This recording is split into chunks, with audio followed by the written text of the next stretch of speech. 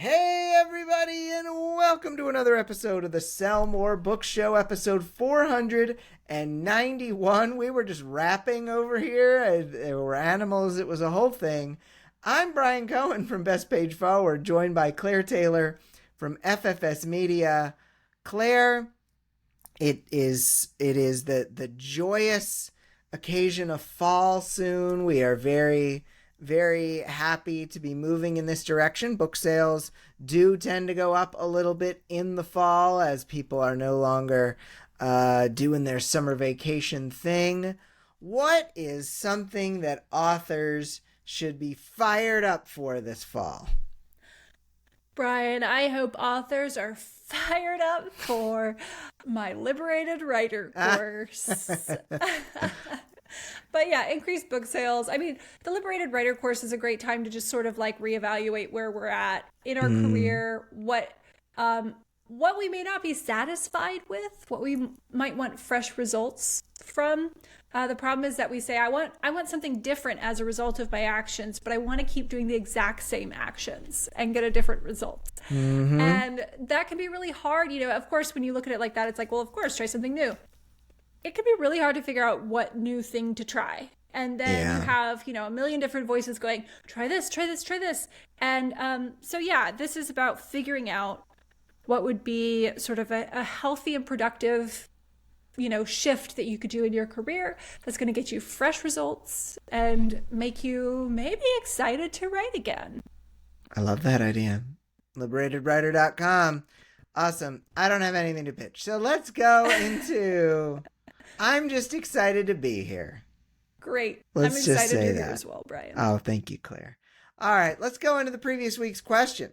What are some parts of the industry that stress you out and are outside of your control that you can spend less time worrying about?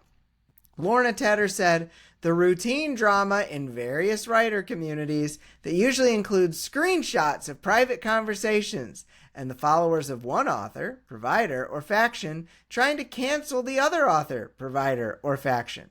Everything from private collaborations gone bad to services not delivered to polarization around AI. It's true, Lorna. None of that is in our control, and we can spend way less time worrying about it. Yep, love that. And then Caribou Buziak said, copyright infringement. I only hunt for stolen art every few months now rather than frequently. It's too much of a depressing rabbit hole of horror to deal with daily. The rabbit hole of horror. That was my favorite movie, Rabbit Hole of Horror.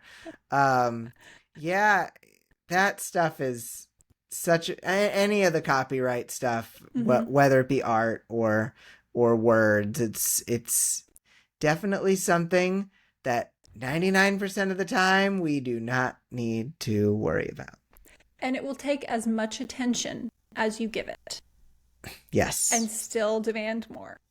Yes. It's very good at that. All right. Well, let's get into the top story. Obviously, you can respond to the question of the week over at sellmorebookshow.com or in the comments section for our Sell More Book Show after party post, the Facebook group. But let's get into the top story of the week, a great topic near and dear to all of our hearts. How to rediscover the joy of writing. What happens when you love to write but lose the joy? According to K.M. Weiland from Helping Writers Become Authors, remembering or discovering why you want to write in the first place is the key. Did you want to make the world a better place, entertain, or create a lifestyle for yourself? Have you always wanted to be published, have stories read by others, or create art? That might be why you started, but after years of writing and learning, it's common to get off track from your initial reasons. At some point, you might have to ask yourself, quote, is this really why I'm writing? End quote. Maybe it is, but it's also likely that your current reasons are different, and they might not bring you the joy that keeps you writing like before. Quote, is there a way you can learn how to rediscover the joy of writing you experienced way back at the beginning of your journey? Asks Weiland. Or can you feel joy in the journey itself? Quote, whether we're writing purely for entertainment and escape, or as an attempt to explore and make sense of the human experience, writing is one of our most powerful tools for healing, growth, and transformation. Claire, do you agree? Yeah, I haven't thought much about this topic, Brian, so I'll have to gather my thoughts here. Mm-hmm. Yes, I do. And I love the part about how your reason for writing can change. And part of that is due to the healing, growth, and transformation that we're going through. So it may be filling one unmet need, and then as you grow and you address that need, there may be something different that comes up. There always is something different, a new need that comes up, but that writing could fill as well. So maybe you can shift your focus from, okay, well, I don't need to keep writing to, express this part of me. I can shift over and write to express this other part of me. And so staying connected to your emotional needs is how you know when it's time to pivot and find a new motivation or a new, sort of reason to be writing the next book, which is obviously what I work with authors on. Right. I mean, I love this thought that, writers so often are worried about selling out and worried about commercializing their art and all of that. But to me, this kind of seems to say, if you remain in touch with the reason why you're writing, or you evaluate how your reason for writing has changed over time, you're allowed to have projects that make you money. You're allowed to have projects that are marketable. I mean, does that track? Oh, absolutely. I sent out an email recently to my list about the three sort of childhood needs that the Enneagram explores, which are autonomy, attention, and security. And certain types are more geared towards certain childhood needs that probably were unmet, and that the degree to which they're unmet is sort of relevant to the degree to which we're still seeking them now. And so for attention, sales can feel like attention. Selling a lot of books can feel like attention. Whereas, it could be security. A lot of book sales could make you feel secure if you're having more money come in. It could also be, reinforcing your idea of autonomy. If you have enough money, you can just do whatever you want, right? So there's, all kinds of reasons within at least the Enneagram that it explains in its theory of how we are connecting to money, how we are connecting to our writing, and how it's fulfilling something within us, and how the more connected we can become to ourselves, the more connected we feel to our writing. Makes a lot of sense, and it makes me think about my unmet childhood needs. I can tell you what yours is off air. I know what mine is on air. But we can talk about it off air too, because goodness knows I need it. We got some hot potatoes of wisdom here. Claire, what have you done to regain your writing mojo at times when you've lost the joy of writing? Okay, so when I go through the phases where writing is not so fun and it's starting to feel like a chore, there are a few things that I'll try. The first thing is generally I'll try and push through. Now, you can guess how many times that makes it more fun when I beat myself up. So after I remember like, hey, this never works, then I usually will take a break. Just give myself a break from it. Just give myself a break until sort of the negative, fuzzy, staticky feeling every time I sit down at the computer is no longer there. And then I want to reconnect with the story. So that can be brainstorming something really funny to put in it. And I'll do that when I'm doing something else or just sitting in a hammock. Brainstorm something really funny to put in it. Remember what the theme was about and how do I feel about that theme right now? And just do stuff sort of away from the computer to really reconnect with it. And then sometimes I just need to go get a good sweat on somewhere, because it's not about the story. So sometimes it's about the story. Sometimes it's not about the story. And so figuring out, have I lost that joy because there's too many other things getting my attention? Or have I lost that joy because I am struggling with this story in some particular way, is kind of the sorting process that I do. And then depending on whatever the diagnostic conclusion is, I will go do that thing. And it can take some time and it can be very frustrating to not be able to figure it out right away. I mean, I'm very grateful that right now I'm in a moment where I'm having a lot of joy writing. And so, if you've been in a marriage, you fall kind of in and out of love a few times, and it's just really great. You just hold on when you're not feeling it, and it'll come back around again.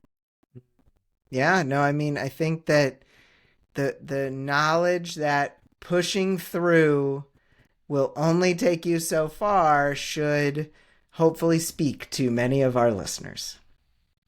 Yes, it can get the words done, but it's not going to get you your joy back. Right.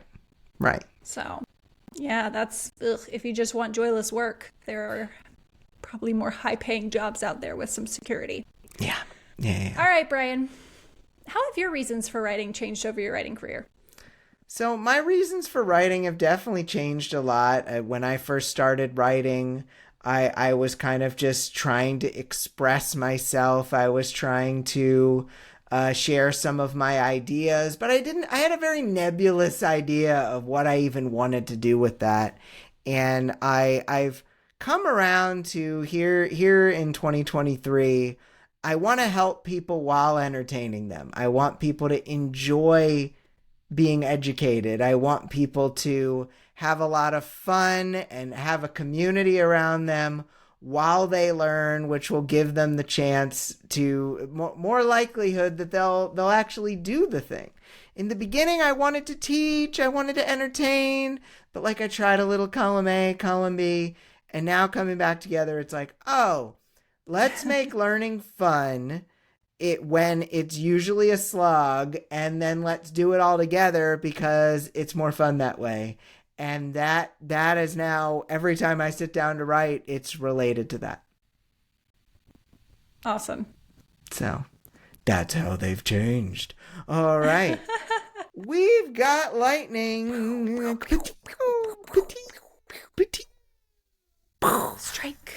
Strike. Oh, strike. Good job, Claire. All right. So, Claire, according to a recent Nielsen Book Data survey, more readers aged 14 to 25 searched YouTube for new books to read rather than TikTok. Does this surprise you? Do you care about this data? I feel nothing in my soul.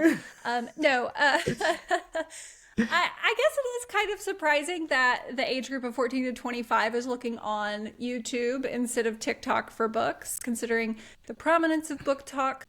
But I think that in general, TikTok is a much better place to find a book you're going to like, and not just a book that's popular, because it's a longer form and people will sit and they will talk about the book, and you can usually search the book, find a few different people talking about it.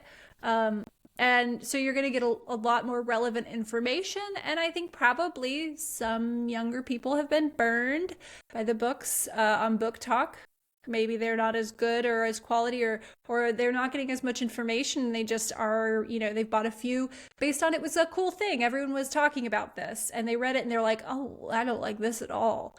And that's not to say that books on Book Talk aren't good. That's obviously not the case. It's just there's not enough information to make that decision. So I think the people in that age group want to, also you have to look at like 14 to 25.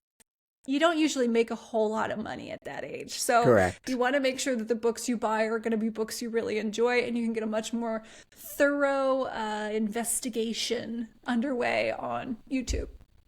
That totally makes sense. I'm a big YouTube viewer, and they're usually these 8 to 12 minute chunks, and you can learn a lot in 8 to 12 minutes. You can, certainly. Okay, Brian. How important is it for authors to be on social media these days? I think authors need to be on social media if they enjoy social media. If authors don't enjoy social media, there's a lot that can be outsourced. There's a lot that can be handed off. There's a lot that can not be done. And I think that is what folks need to keep remembering, that not every marketing platform or place where marketing can take place is something for you. You don't have to be everywhere. You have to be where your heart is and you have to be where you don't have to be, but maybe you could consider being where your heart is and where your joy is, because it's not just there's a joy of writing, there can be a joy of marketing too. And if you are feeling the opposite of joy when doing something with your marketing, and it's not just related to your overwhelm, then you might want to consider going somewhere else to do that marketing. Well said. Oh, thank you. Okay. So, Claire, how has the public image of indie publishing changed since you first started? Wow. So the reputation of indie publishing has shifted quite a bit since I started. I guess I kind of started in 2012. I published my first book, Hybrid. I did a crowdfunding campaign to afford to do the hybrid publishing and never made that money back. Whoops. Womp womp. Yeah. But at that point, for me, it's never been about like, I don't think I could query and get this book taken by a thing. I don't want to deal with that process. So for me, I kind of have put my blinders on and been like, I don't care what people think about it. Like, I'm just going to do this and I'm going to make my money and like cry into my cash. Like, that was kind of my attitude. But I know that there are a lot of people who have or who used to avoid indie publishing because the reputation of these are people who couldn't make it in publishing, who no agent wanted to take. Just anyone can publish a book these days. Oh my gosh, not equal opportunity. So, that has shifted, especially as we see indie books made into films, as, the traditional publishing industry has maybe not been the healthiest in paying the authors what, they would like to see. And so I think that people are realizing that this is an option. Yeah. And we see that with, a lot of traditional published authors who are now taking their books independently, starting new series independently, where they aren't, signed up to a contract. And so I think the perspective is slowly shifting, but I know that sort of like hoity-toity indie publishing isn't real publishing thing still exists to a great extent. Right. It's the security blanket for them. Right. And, you don't have to dislike another way of being to just enjoy being the way you are. But some people haven't quite gotten that yet, so. Mm-hmm. All right, Brian.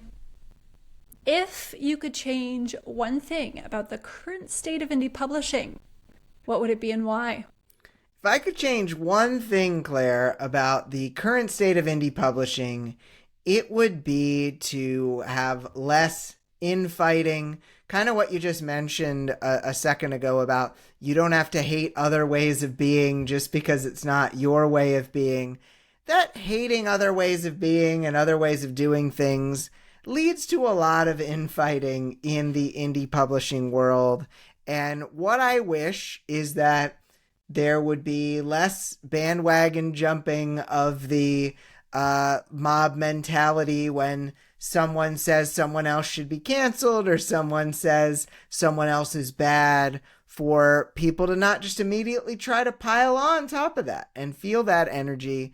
I always push for kindness within the communities that I run, and I found that those communities end up being more kind because the people in charge care about that.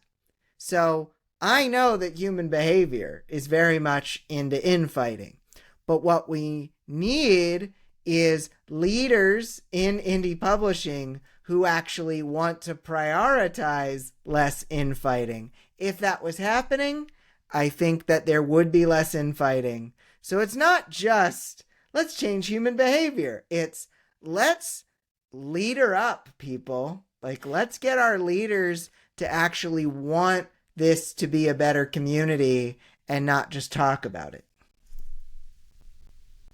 Yeah. I couldn't agree more. Awesome. Well, that is good, Claire. You're still on the Christmas card list. Good. I know. Barely. Which is always really fun because we write a funny name for you guys. And that's why it's great. Every year. We're never going to change it. Okay. So And it still gets to you, so that's what matters. Somehow, yeah. Somehow. So, Claire, same question to you. If you could change one thing about the current state of indie publishing, what would it be and why? Oh boy. If I could go in and change one thing about the current state of indie publishing, it would be the expectations, the general expectations of authors, because that is what is making everyone feel miserable and then offloading some of that misery onto other people and scapegoats. The expectations for how quickly you're going to make money at this point in time, you're just starting out, I have noticed to be very, very high. Right. Way out of proportion with the reality. So we get frustrated when what we think should happen does not match up with what is. And it's that gap between the two that is proportionate to the amount of frustration we're experiencing. And so we can blame a lot of things, but the easiest way to get rid of that frustration is to lower those expectations. And I know that nobody wants to hear someone say, hey, lower your expectations, and that's how you succeed. But in a way it is, because if you are frustrated, you're not going to stay in this industry. And the number one indicator of success in this industry is if you can stay in it. That is it. And so you need to look at the things that are wearing you down, that, you're trying to press the gas, but parts of you are also pressing the brake and they are messing up the engine. So you want to really take a look at that. So I think that there's this desperation that's causing some of this, not like anyone is bad or anything like that, but it's hard to be our best selves and keep our eyes on our own test when we're feeling desperate, or that we've somehow failed, or we should be farther along.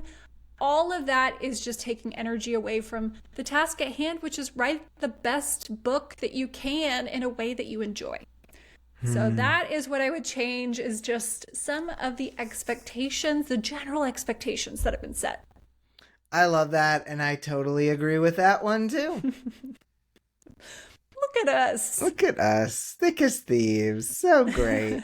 So, Claire, we need a question of the week. We were talking about the joy of writing. And while we had some interesting things and even an interesting question about changing indie publishing, we could talk about the joy, or we could throw that question back at everybody else. What do you think? I think, and this is not just me being, efficient here, but I think we should throw that question back to everyone else, because I think it'd be really interesting to see what everyone else thinks is the current state of indie publishing and how they wish that was different. Love it. So it is very efficient. If you could change one thing about the current state of indie publishing, what would it be and why? You can answer the question over at the Sell More Book Show After Party Facebook group or at sellmorebookshow.com. Liberated Writer course, liberatedwriter.com, starting in October. I'm going to be turning 41 in October. Oh my gosh. Wow. Oh my Oh, I'll gosh. send you a little DMB swag. Yeah. Just a burned CD with number 41 over and over Yeah, again. make sure it's a CDRW, please, just okay, in yeah, case I want to add some music to it. So, yeah, appreciate that. I had to dig deep into the brain for that information. It's a deep cut. One of them DMB Definitely a deep cuts. cut. Definitely a deep cut. Satellite. So, Claire, do you have anything else you want to share with the wonderful listeners today? No, I just hope everyone has a great rest of the week. Like, really, just a rest of the week that just feels good. If you're not used to that, just experiment with it, Yeah, I love that. Let's tap into some joy, people. Yeah, go get yourself a hammock if you don't already have one. Ooh, yeah. Live that fall hammock life. I think I'm going to go to get a haircut and a massage. Oh, that'll work. That's basically a hammock. I know, pretty much. Well, awesome. I think that's great to leave everybody with. For Claire, I'm Brian. Have a great week of book selling where you feel good. And we'll be back next week for episode 492. Bye. Bye.